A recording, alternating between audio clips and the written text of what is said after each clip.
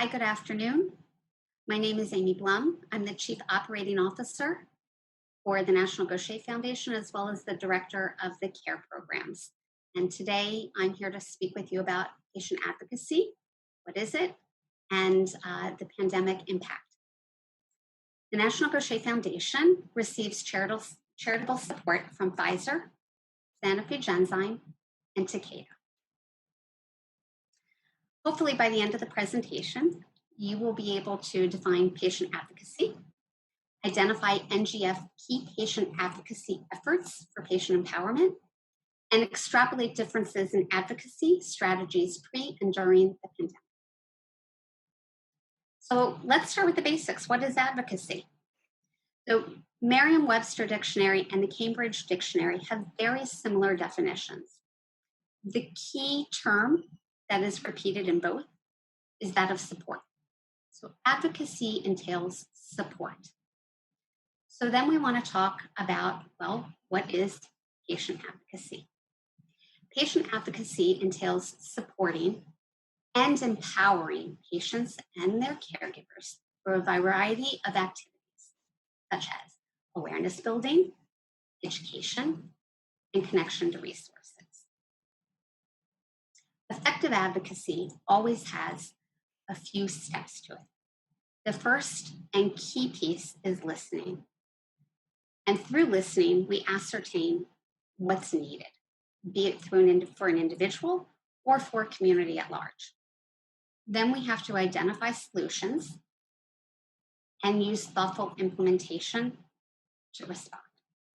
And the outcome for effective advocacy is always to have patients empowered.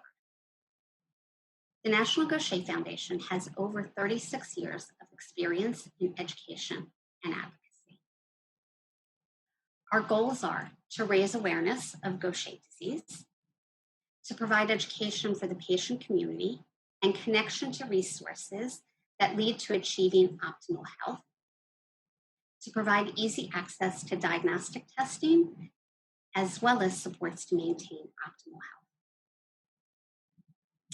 So the NGF has a number of initiatives. They're all pretty much fluid. People enter into the foundation for a variety of needs and may think one and end up with multiple of services. So we're going to talk about each of these very briefly as we go through the presentation. But they revolve around awareness and education, optimal health. So let's go forward.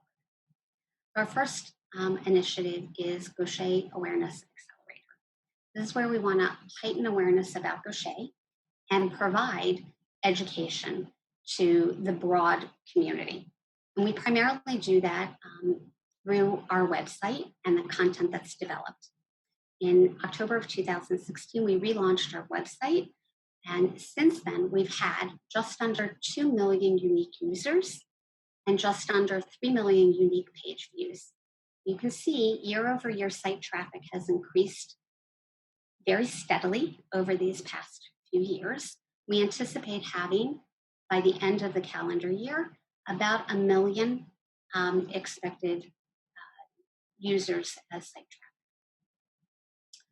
One of the ways that we are also measuring to see how far we're reaching and how successful we are with our creating awareness and more general education about Gaucher has to do with our SEO, our search engine optimization.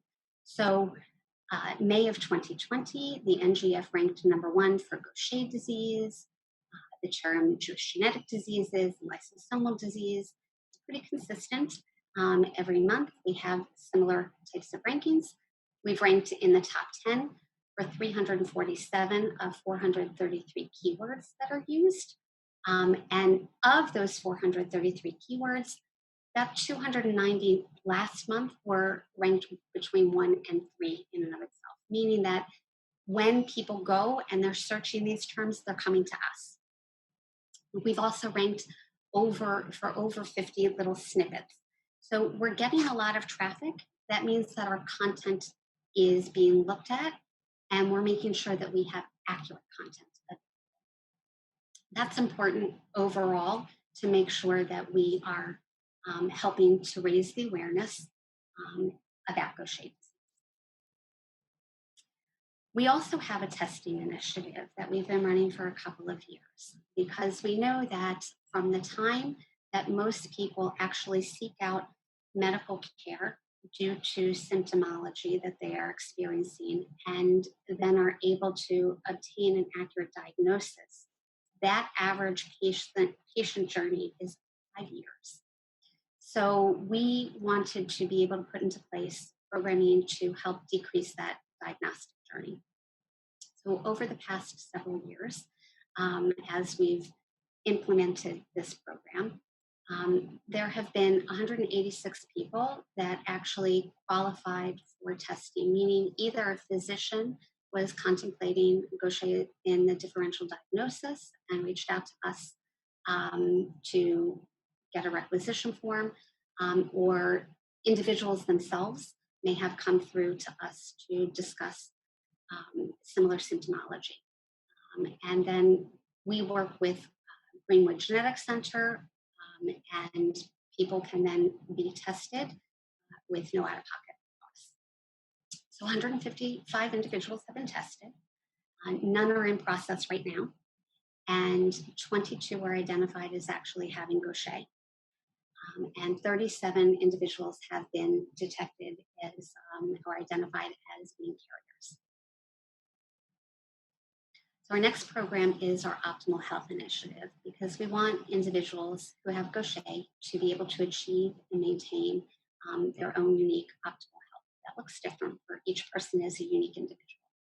So since the relaunch of our website, we know that we've had over 63,000 people go to our treatment center finder, which is a listing of different centers throughout the United States that have Gaucher, quote unquote, specialists, doctors who are very familiar with Gaucher disease and understand the nuances of the disease.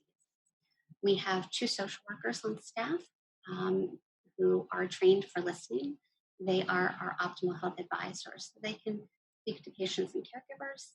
They can connect them to resources. So we've had over 360 direct contacts with patients and caregivers. And we also know that many individuals who have Gaucher tend to seek out even their primary care physician for disease management. And our goal has been to try to help connect them to these Gaucher specialists, these physicians that actually have more experience with Gaucher and understand the nuances of the disease. So we've been successful in getting approximately 130 individuals who have connected with us to then connect to a Gaucher specialist. And then finally, we have our Care family of programs.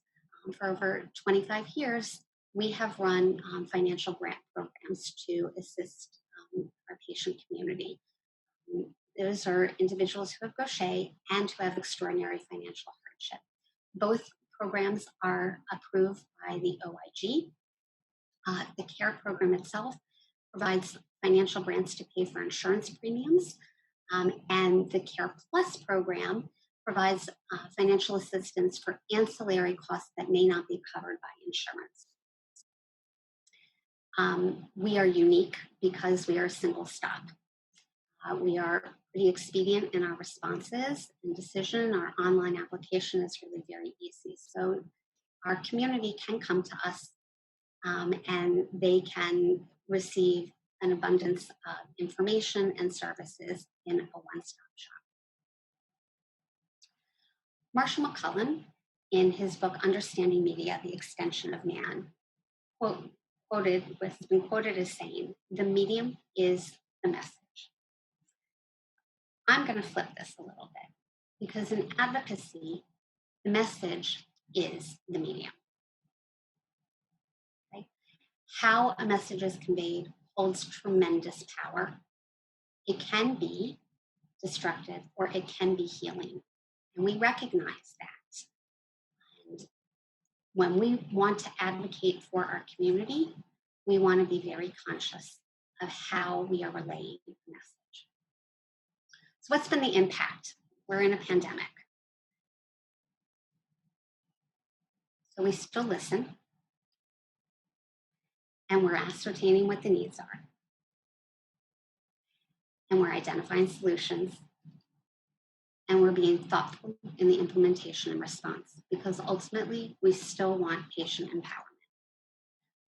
So I would ask you to think about, is there a difference pre-pandemic or during pandemic? Does patient advocacy for a rare disease change due to a pandemic?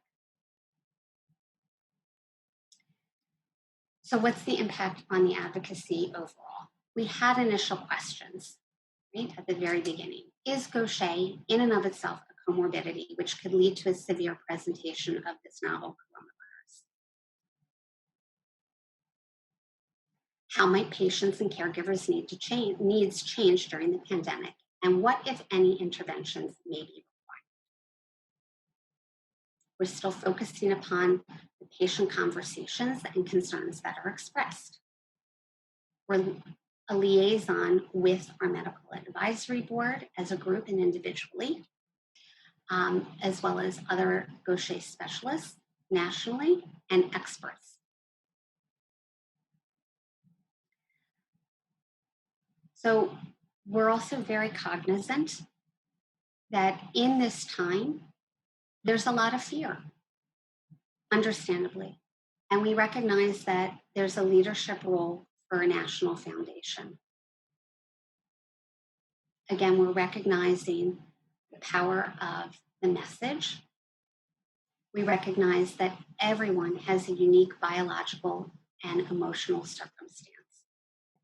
Consistent and conscious messaging is key all the time. So the language that's used and the consistently emphasizing the takeaways in every communication. For instance, constantly sharing with the patient community about unique medical considerations need to be assessed and discussed between a Gaucher specialist and the patient. We've done advocacy with our congressional leadership to raise awareness of challenges in accessing home infusions during the pandemic. Right? There's a lot of concern about how susceptible are our patients right now. And this is especially true for those who rely upon Medicare. It's looked at a little bit differently. So we wanted to make sure we were communicating with congressional leadership so that they understood some unique challenges for our community. Our website, we synthesized information from our medical advisory board.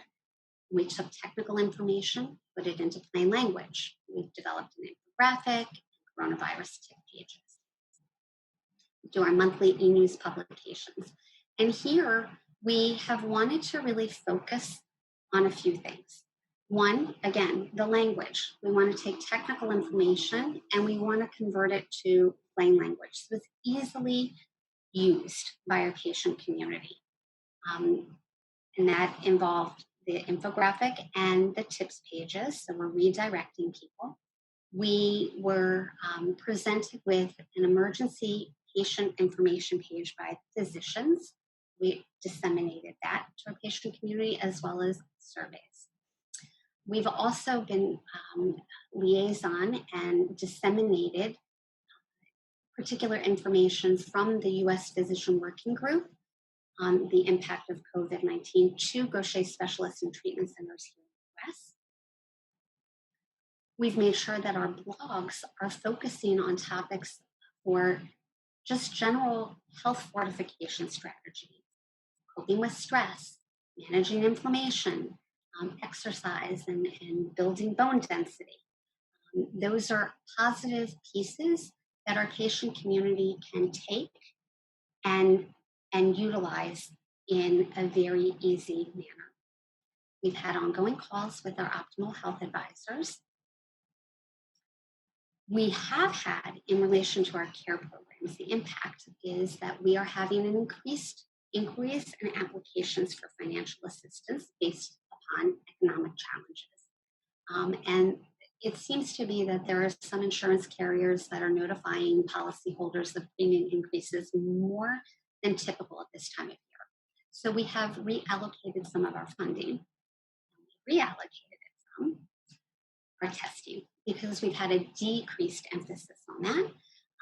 Social distancing is important. That is just not where people are focusing right now. Obviously, if we have physicians reaching out to us that they're considering Gaucher in a differential diagnosis, that's still different and we would still be testing, but we're not focusing on testing initiatives right now.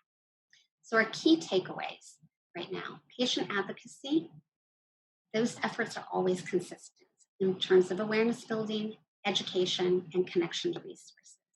And effective advocacy always incorporates listening, ascertaining needs, identifying solutions, and thoughtful implementation. We want our patients to be empowered, so we need to provide them with an armament of strategies for optimal health, be it general health or specific to Gaucher. And always, always, messaging is essential and powerful. The information that we have pre and during a pandemic is going to be fluid and change. That's going to evolve. And as is our emphasis on different services and the content. That's going to fluctuate, but the messaging is always going to be consistent and positive.